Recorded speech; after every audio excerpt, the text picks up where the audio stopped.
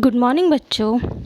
Last video में हमने page number 33 तक ये स्टोरी कंप्लीट पढ़ ली थी, ठीक है। और हमने क्या पढ़ा था कि जो जमन हैं, जो चीफ थे, वो क्या बोल रहे थे कि काश अल्लाह उसे सही सलामत वापस यहाँ भेज दे। और फिर जो उसके आफताब, उसके जो फादर थे, वो क्या सोच रहे थे कि जो जमन है वो नज़ब के लिए कुछ गलत सोच रहा है। तो यहाँ तक हमने पढ़ा था और अब हम स्टार्ट करेंगे यहाँ से 34 पेज नंबर से ये स्टोरी आगे कंटिन्यू करेंगे। So let start the story afterwards. Don't worry Jaman, Allah will see him through, he said testily and banged the door in the smuggler's face. ये किसने कहा है? ये आफताब ने कहा है, जो नज़ब का फादर है। तो वो क्या कह रहे हैं कि चिंता मत करो जमन, अल्लाह उसे सुरक्षित सेफली यहाँ तक पहुँचा देगा। As Jaman stalked off, Aftab went in to break the news of their son's escapade to his wife. तो आफताब ने जमन को ये बोलकर जो डोर था उस डोर को बंद कर दिया। और क्योंकि वो डोर पे खड़ा था तो जमन फिर आगे पीछे मुड़ के अपने रास्ते चलने लगा। और फिर आफताब गेट बंद करते ही अपने बेटे की जो शरारत है, ये जो कुछ भी उसने सुना जमन से, वो अपनी पत्नी को बताने के लिए उसके पास अंदर भागता हुआ गया। शी वुड फेंट, ही थॉट, उसे लगा कि वो बेहोश हो जाएगी। He found her crouching with her back against the mud wall. तो जैसे ही वो अंदर गया उसको बताने के लिए, तो उसने क्या देखा कि वो जो मिट्टी की दीवार है, मड वॉल है, उसके सहारे बैक लगाकर नीचे बैठी हुई है। She did not even blink in surprise once. उसने अपनी एक बार भी पलकें झपकाई नहीं सरप्राइज में। She was waist deep in this conspiracy along with her son and never even breathed a word about it. तो आफताब को ये समझ में आ गया कि उसकी माँ, जो नज़ब की जो माँ है, वो भी इस षड्यंत्र में उसके साथ मिली हुई है और उसने इस बारे में कुछ बात ही नहीं करी या कोई शब्द तक भी नहीं बोला। His eyes fell on her bare arm. और फिर आफताब की नज़र उसके खाली हाथों पे गई। Where is that gold bangle my father gave you, woman? और उसने फिर अपनी वाइफ से पूछा कि वो गोल्ड बैंगल्स कहाँ हैं जो मेरे फादर ने तुम्हें दिए थे। You need not worry, Najab will return with gloves. फिर उसकी वाइफ बोलती है कि आप चिंता ना करें, नजब उन्हें ग्लोव्स के साथ, लॉन्ग के साथ उन्हें वापस ले आएगा। द लॉन्ग स्ट्रेडिंग अल्लाह रखा केप्ट अ ब्रिस्क पेस। अब ये जो पैराग्राफ है, इसके अंदर नज़ब के जो सीन है, वो जो रेगिस्तान का सीन है, वहाँ के बारे में यहाँ से स्टार्ट है। ये अब तक की जो चैट थी, ये उसके फादर मदर के वहाँ उसके खुद के घर की थी, लेकिन अब जो आगे पैराग्राफ हम पढ़ रहे हैं उसके अंदर नज़ब के बारे में बताया है। तो द लॉन्ग स्ट्रिगिंग अल्लाह रखा कैप्ट अ ब्रिस्क पेस। तो अल्लाह रखा ने इनका जो लंबा रास्ता था उसको जल्दी पार करने के लिए अल्लाह रखा को जल्दी जल्दी दौड़ाया।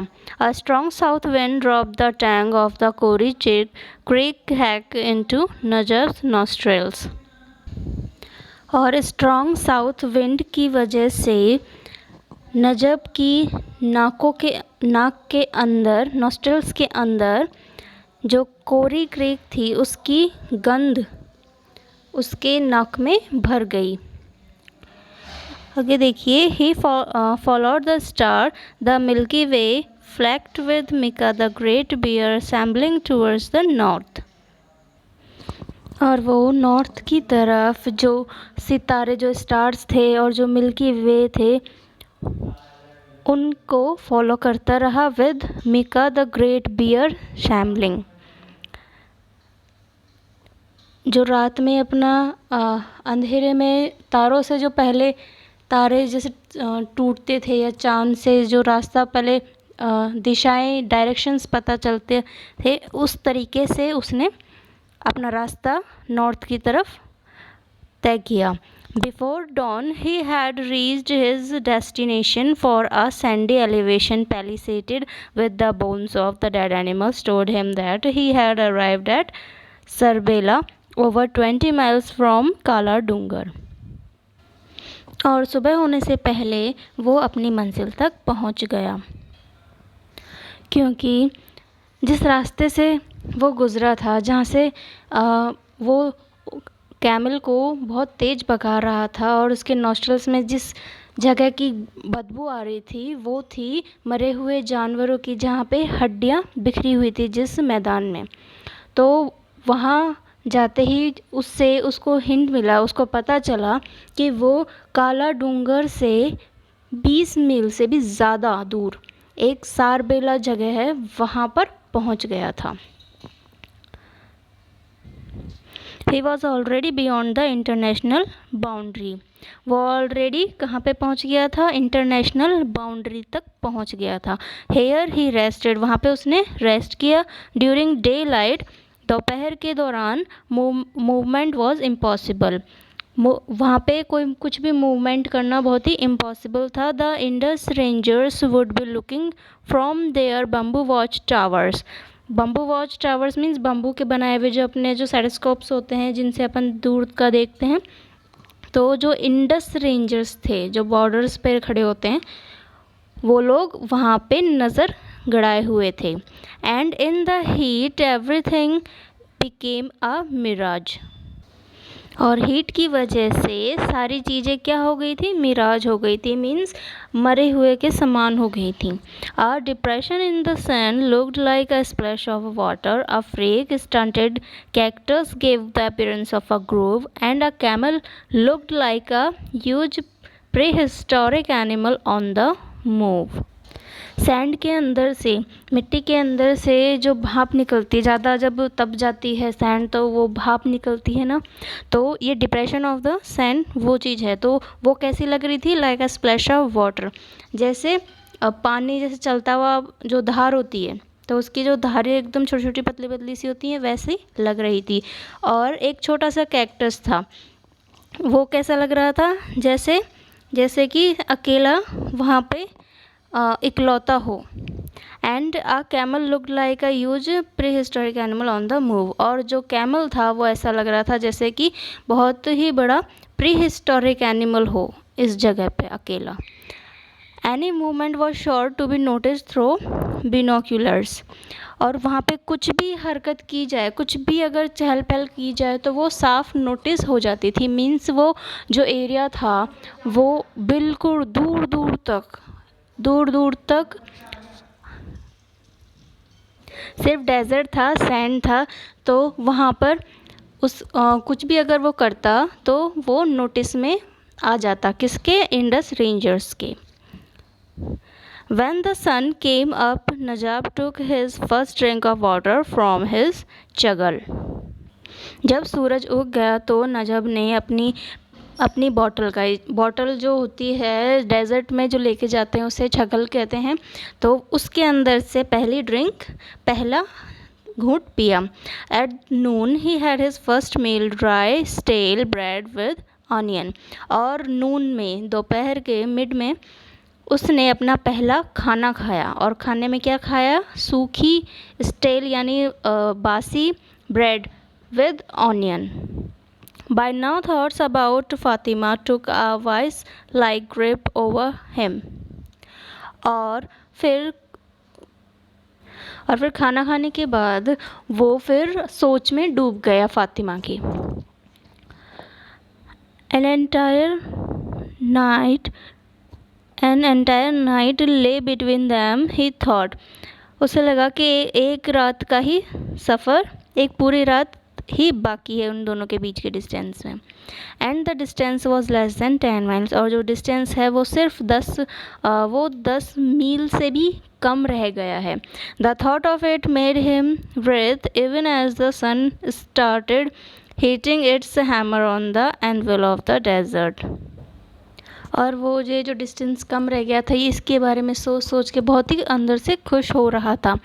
और क्योंकि वो मिड नून हो गया था तो वहाँ पर दूर दूर तक सिर्फ रेगिस्तान ही था, तो वो सूरज से बहुत ज़्यादा तेज गरमाने लग गया पूरा desert. A whiff of the tangy south wind caught his nostrils again, और फिर साउथ की जो तेज विंड थी वो दोबारा से, जो उसका झोंका जो था वो दोबारा से उसकी नाक में भर गया। But this time it brought with it a thin dappled veil of cloud, patches of which lay overlapping like the fish scales. लेकिन इस बार जो हवाएं थीं, जो झोंका हवा का आया था, वो अपने साथ बादलों का घूंघट भी लाया था। मतलब वहाँ पे बादल बारिश के जो होते हैं वो इकट्ठे हो गए थे। Within an hour, this corrugated cloud has covered a substantial portion of the sky, looking for all the world like a stretch of wind-rippled sand. और ये जो बादल जो इकट्ठे हुए थे वो बिल्कुल ऐसे लग रहे थे जैसे कि मछली के जो शेल्स होते हैं, जो शंख होते हैं, वो इकट्ठे हो गए हों आसमान में। और 1 घंटे के अंदर ही इतनी तेज बादलों ने पूरे एक हिस्से को, बादल के एक बड़े से हिस्से को ढक लिया। Yes, this was the time he got up and shook the sand from his turban.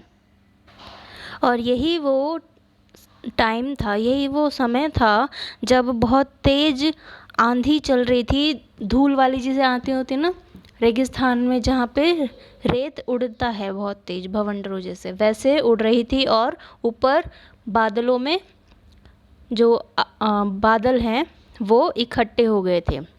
और फिर वो वहाँ बैठा हुआ था, जो फिर वहाँ से खड़ा हुआ नजब, और अपनी टर्बन को, अपनी पगड़ी को रेत से झड़काया। Even as he hastened his camel, he thought that Allah Rakha was looking at him quizzically, as if asking what the hell he was up to. Harnessed मतलब होता है सजाना। तो जैसे ही जब वो उस कैमल को सजाने लग रहा था, मीन्स वो कुछ आगे जाने के लिए उसको तैयार कर रहा था, तो वो उसकी तरफ देख के उसे ऐसा लगा जैसे कि अल्लाह रखा उससे कोई क्वेश्चन कर रहे हो, कोई क्विज़ कर रही हो कि वो अब क्या करने वाला है, ऐसा क्वेश्चन पूछ रहे हो। At one level of consciousness he knew that this was madness. न जब ये खुद भी जानता था कि जो भी वो करने वाला है, ऐसे मौसम में वो जो अपनी सफ़र जो शुरू करना चाह रहा था, ये जो चीज़ करना चाह रहा था, वो एक पागलपन है, एक मैडनेस है। He knew of overworked camels dying of fatigue of the patrolling parties of the BSF and Indus Rangers and the Mirage checkered trackless wastes of the desert. उसे पता था कि अगर कैमल ज़्यादा ओवरवर्क करेंगे तो वो थकान से मर भी सकते हैं। Of the patrolling parties of the BSF की जो पेट्रोलिंग पार्टीज़ है, और इंडस रेंजर्स हैं, और मिराज चेकर्स जो हैं, ये लोग वहाँ उस डेजर्ट के एक एक रास्ते को, एक एक जगह को अच्छे से जानते थे। और ऐसे में अगर वो कैमल से ज़्यादा काम कराएगा तो कैमल भी मर सकता था, और अगर वो पकड़ा जाएगा तो इन लोगों को डेजर्ट के एक एक रास्ते पता थे। But he succumbed to a rush of blood and the face of the Fatima beckoned him like a mirage. जब वो इन सब चीज़ों के बारे में सोच रहा था तो एकदम से उसे फ़ातिमा का चेहरा ध्यान आया, जिसकी वजह से वो जो डर रहा था तो ऐसे उसका जो कॉन्फिडेंस था वो और बढ़ गया। तो उसका जो ब्लड था उसमें जैसे खून और दौड़ने लग गया हो अपने मोटिवेशन के लिए, या फिर अपने जो उसने एम बनाया था फ़ातिमा के पास जाने का, वहाँ के लिए। Najab crossed the international boundary pillar number 1066। तो नजब ने इंटरनेशनल बाउंड्री का जो पिलर नंबर है 1066 उसको पार कर लिया। अपनी जो बाउंड्री होती है, बॉर्डर्स पे जो पिलर्स बने हुए होते हैं उन पे हमेशा हर पिलर की एक नंबरिंग होती है। तो यहाँ पर भी इसमें इंटरनेशनल बाउंड्री पे पिलर नंबर 1066 ये इसके पिलर नंबर है एक, जहाँ उसने क्रॉस कर लिया था। He knew the track he had to take bisecting the two posts of the Indus Rangers at Jagatrai and Vingur. Najab को ये पता था कि उसे जिस रास्ते से जाना था उस रास्ते में जगतराई के इंडस रेंजर्स और विंगूर का बाइसेक्ट करते थे, उस रास्ते से वहाँ से होकर उसे गुज़रना था। But he strayed ever so slightly, and from this watchtower they saw through their binoculars this slick camel, warped and distorted by the heat shimmer into a lumbering leviathan. Strayed means रास्ता भटकना। तो नजब क्या है, वो थोड़ा सा रास्ता भटक गया और उन्होंने अपनी निगरानी के लिए, जो वहाँ पे रेंजर्स थे वो वहाँ निगरानी के लिए तपती हुई धूप में वो अपनी जो दूरबीन होती है उससे उन्होंने क्या देखा, एक पतला सा कैमल। उन्होंने एक कैमल देखा जो कि हड़बड़ा हुआ था और बहुत ही पतला था और जैसे बहुत देर से वो चल रहा हो, ऐसे कैमल को उन्होंने देखा। An Indian slipping into their territory with tendu leaf right under their noses, and that too without paying any hush money. और उन्होंने अपने ग्लोबिन से, अपने जो दूरबीन है उससे क्या देखा कि एक लड़का जो अपने हाथ में तेंदू लीव्स लिए वहाँ उस बाउंड्री के अंदर घुस रहा था, वो भी बिना कुछ पैसे जो होते हैं वो दिए। हश मनी यानी जो हराम का पैसा जिसे कहते हैं अपन, या मुंह भराई जिसे कहते हैं वो। आगे देखिए, they were not going to stand for it, वो ये सहन नहीं करने वाले थे। Najab was in a trance, now events flashing past him like figures on a screen. But Najab को ये चीज़ बिल्कुल भी दिमाग में नहीं आई कि कोई उसे देख रहा है, और वो किस चीज़ में खो गया, वो अपनी जो पुरानी मुलाकात थी फ़ातिमा के साथ उन चीज़ों में, उन घटनाओं में खो गया, और जो हो रहा था वो एक पर्दे की तरह उसके सामने से गुज़र रहा था। The mile-long chase, the firing from behind, the spent bullets flipping in the sand, and then the rising wind which churned the dust into his eyes and then rose between the hunter and the hunted. 1 mile तक उन rangers ने नजब का पीछा किया और फिर एक मील पार होने पर वो उसके ऊपर गोली चलाने लग गए, लेकिन जो गोलियां थी वो सारी वेस्ट गईं और सारी की सारी रेत के अंदर घुस गईं। फिर वहाँ उस रेगिस्तान में गोलियां चला रही थी वो लोग, तो एकदम से इतनी तेज़ हवा आंधी की तरह चली कि वहाँ पर जो शिकार था, मतलब शिकार कौन था, नजब, और शिकारी मतलब रेंजर्स, वो दोनों ही उस मिट्टी के उस भवंडर में जो भी हवा चली थी उसमें डूब गए। मतलब एक भवंडर से बन जाता है ना रेत, इधर इधर से होके उसका जो टनल होता है वो यहाँ से उठ के कभी वहाँ पे जम जाता है, कभी यहाँ से उठ के कभी वहाँ बन जाता है, तो वैसे इकट्ठा जो हो जाता है अपना जो रेत, वैसे दब गए थे उसके अंदर। और when the dust settled half an hour later he was alone in the run. और आधे घंटे बाद, हाफ एन आवर बाद, जब धूल जम गई, मीन्स हवा रुक गई और वो जो टीले थे हवा के, वो सॉरी रेत के, वो जम गए वहाँ पे रेगिस्तान में, तो उसने क्या देखा नजब ने कि वो अकेला ही उस रेगिस्तान में खड़ा है। बाकी के जो भी थे उसके पीछे, जो भी गोली चला रहे थे, जो रेंजर्स थे, वो सब उस धूल में डूब गए हैं। The next few hours passed in a days.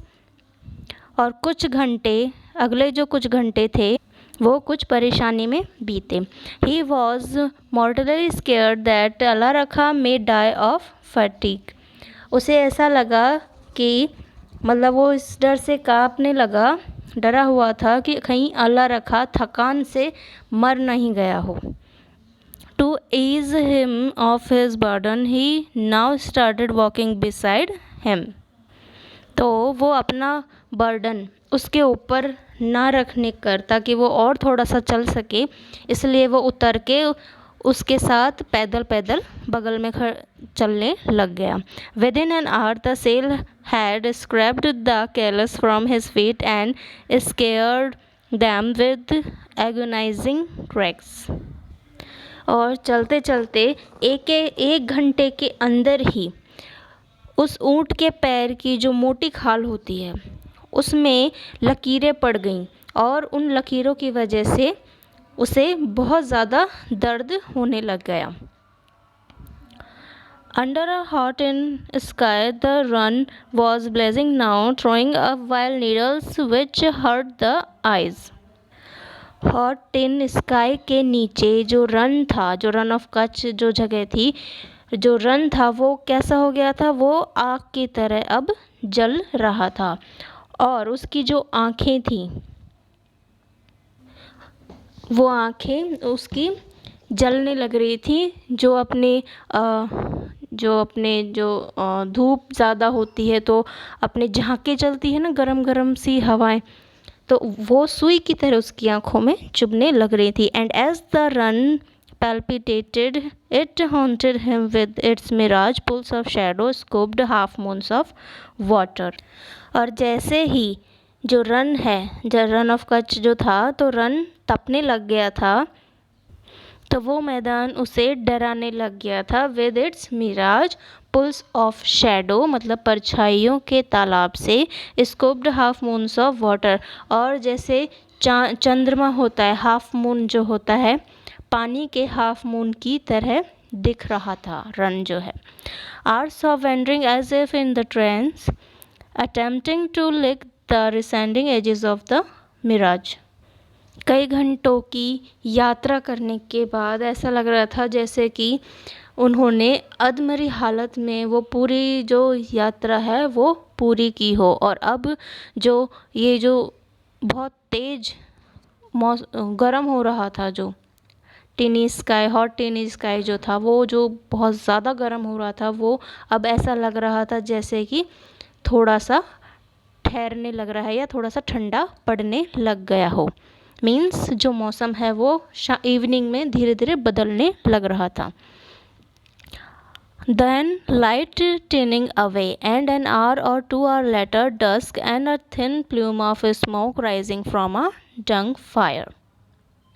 फिर रोशनी जो थी वो कम होती जा रही थी, और 1 या 2 घंटे बाद जो गर्म धूल उड़ रही थी और जो गरम गरम हवाएं चल रही थी, वो जैसे धीरे धीरे उस आग को बंद कर कर जैसे वो धीरे धीरे बैठने लग गई हूँ। Allah be praised, he was now within range. Allah be praised मतलब होता है कि अल्लाह की अब इबादत करने का समय आ गया था। मतलब आपको पता होगा जैसे मुस्लिम लोग होते हैं वो 4 या 5 बजे जब आदि जो दिन होता है वो थोड़ा सा शांत हो जाता है और इवनिंग पूरी नहीं आती, उस टाइम पर वो अपने अल्लाह को याद करते हैं, नमाज़ पढ़ते हैं, जो भी है। तो वो टाइम हो गया था और अब वो नजब जो है वो सीमा के अंदर आ चुका था। He waited for night to descend and then struck out, hobbling on his toes, for this desert Odyssey had cost him his hills. उसने फिर अंधेरा होने का इंतज़ार किया और फिर लंगड़ाते हुए अपने पैरों से वो आगे बढ़ा, क्योंकि जो रेगिस्तान की उसने जो डेज़र्ट की जो उसने यात्रा की थी उससे उसकी जो एड़ियाँ थी, जो एंकल थे, उस पे ज़ोर पड़ गया था। Within an hour he was at the clove sellers door, और कुछ ही घंटों में वो क्लोव सेलर की डोर पर पहुंच गया। Fatima rose from her bed like a panic stricken doe as he called out her name softly through the window bars. और जब नजब वहाँ खिड़की पर जाकर उसकी खिड़की पर जैसे ही गया और धीरे से फ़ातिमा का नाम उसने पुकारा, तो फ़ातिमा अपने बेड से उठकर जैसे बीमार हो, कुछ इस तरह की हालत में उठी और फिर वहाँ उसके खिड़की के पास आई। It took some anxious moments for it to sink in that it was नजब। और फ़ातिमा को उस आवाज़ के जैसे ही उसने उसका नाम लिया, उसे कुछ सेकंड में ही पता चल गया कि ये नजब ही था। Her lustrous eyes lit up the dark of the room as she opened the door। और फिर जैसे ही फ़ातिमा ने उस दरवाज़ा खोला नजब के लिए, तो उसकी जो चमकीली आँखें थीं उसकी आँख ने जो अंधेरा था कमरे में, अंधेरे कमरे में भी जैसे उजाला कर दिया हो। 2 hours before dawn, Kale Shah was woken up by the beat constable banging on the door. और 2 घंटे सूरज उगने के बाद काले शाह जैसे ही कांस्टेबल जो नजब का पीछा कर रहे थे वो उनके डोर पर आए, उनके दरवाजे पे आकर जब वो ठोका उन्होंने उनके डोर को, तो काले शाह उठ गए। A smuggler has come across the run, काले Shah, you won't know anything about him, would you? फिर उन्होंने काले शाह से क्या पूछा कि एक स्मगलर है जो रन पार कर कर यहाँ घुस आया है काले शाह, क्या आप उसके बारे में कुछ भी जानते हो या फिर आप कुछ भी नहीं जानते हो? कसम तुम्हारी not a sparrow has enter the house और the village.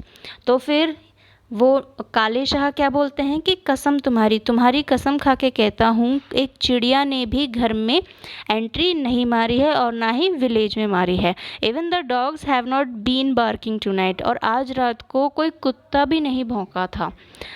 Then he added with a knowing wink, why should a smuggler come to me? और फिर आगे आंखें झपकाते हुए उन्हें कहा कि कोई स्मगलर मेरे पास क्यों आएगा। But the law was not amused. काले Shah, he had sardonically, your belly is stuffed full with silver, it would outweigh even the dirt in your heart। लेकिन वो लोग उसकी बातों से खुश नहीं हुए। काले शाह वो आगे क्या कहते हैं कि काले शाह, तुम्हारे पेट तो पूरी तरह से चांदी से, सिल्वर से भरा हुआ है और उसका वज़न तुम्हारे दिल पर जमी जो धूल है उससे भी ज़्यादा होगा। मतलब वो उस पर कमेंट पास कर कर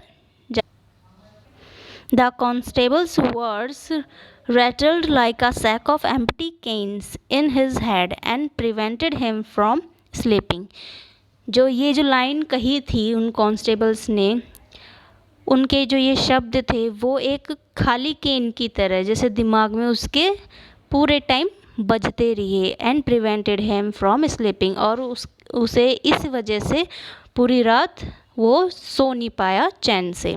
you have a guest, said Fatima as he brought him his tumbler of hot steaming milk next morning जब फातिमा अपने हाथ में tumbler of hot steaming milk मतलब गर्म दूध का गिलास लिए, टम्बलर मीन्स गिलास, तो ड्रिंकिंग ग्लास लिए अपने हाथ में अपने फादर के पास जाके बोलती है, यू हैव अ गेस्ट, कि आपके यहाँ पे एक मेहमान आया है। It is Najab. वो कौन है? वो नजब है। He stayed the night in the cattle shed. और वो उसने पूरी रात कैटल शेड में, मतलब जहाँ पे जानवर को रखते हैं, वहाँ पे उनके बाड़ों में उसने रात गुजारी है। For a moment he was terrified, और कुछ समय के लिए वो डर गया। A smuggler in the house, the police prowling all around. एक स्मगलर घर में है और पुलिस चारों तरफ उसे ढूंढ रही है। And he did not even know of it, और उसे इस चीज़ के बारे में कुछ पता ही नहीं है। ये कौन सोच रहा है? ये काले शाह सोच रहा है। His meeting with Najab had been brief. Najab के साथ उसकी जो मीटिंग थी काले शाह की, वो बहुत ही छोटी थी, बहुत ही ब्रीफ थी। The rest fellow had brought no tendu leaves. और ये जो रेस्ट फेलो जो वर्ड यूज़ किया गया है यहाँ पे नजब के लिए कहा गया है कि रेस्ट फेलो तेंदू लीफ तक भी अपने साथ नहीं लाया है। तो यहाँ तक के हमने ये पेज नंबर हमने 35 तक कंप्लीट कर लिया था। 36 का फर्स्ट लाइन कंप्लीट हुई है और 36 के बाद से हम नेक्स्ट वीडियो में ये चैप्टर पूरा कंप्लीट कर लेंगे। और अभी मैं आपको यहाँ तक के जो हार्ड वर्ड्स हैं वो मैं आपको लिखवा देती हूँ। तो ये देखिए, हमने लास्ट टाइम 35 तक हार्ड वर्ड्स किए थे और इस चैप्टर में बहुत से हार्ड वर्ड्स हैं और जिनका मैं हिंदी में भी आपको वाइल रीडिंग में बता रही हूँ। ऐसे इस अकेले चैप्टर में मोर देन 70 हार्ड वर्ड्स हैं, लेकिन मैं आपको शॉर्टली जो ज़्यादा हार्ड हैं वो मैं आपको लिखवा रही हूँ और बाकी मैं आपको एक्सप्लेनेशन में बता रही हूँ। ठीक है, तो 35 के आप नंबरिंग डालकर आगे के हार्ड वर्ड्स लिखिए अब तक की स्टोरी के। 36 डालिए shamble, SHAMBLE shamble. Heavy footed और lumbering, LUMBERING lumbering. Heavy footed यानी भारी पैरों वाला। तो यहाँ पे बहुत से ऐसे वर्ड हैं जिनके सिनोनिम्स ही दूसरी जगह पे यूज़ किए गए हैं, तो वो ही शब्द मैंने यहाँ पे एक साथ लिखे हैं। ठीक है, तो आप कंफ्यूज बिल्कुल मत होना। अब जैसे यहाँ पे फर्स्ट हमारा शैम्बल है, शैम्बल का मीनिंग ही लम्बरिंग होता है। अब लम्बरिंग भी हमने एक वर्ड पढ़ा था अभी लाइन में, तो वो एक ही वर्ड है। ठीक है, ये सिनोनिम्स ही हैं। तो मैंने यहाँ पे एक छोटी सी लिस्ट बनाई है 45 तक, 36 to 45 तक। इसके अंदर आपको सिनोनिम्स सारे जो भी इन्होंने 2 बार या 3 बार 3 वर्ड्स जो यूज़ लिए हैं वो मैंने यहीं पे आपको इजी करने के लिए लिख दिए हैं। ठीक है, तो मैं आगे स्पेल आउट करती रहती हूँ, आप लिखते जाइए। 37 देखिए, stunted, STUNTED। Stunted means small, tiny और लिटिल।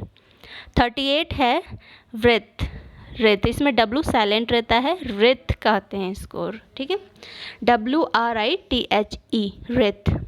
रित का मतलब होता है थ्रैश, THRASH थ्रैश।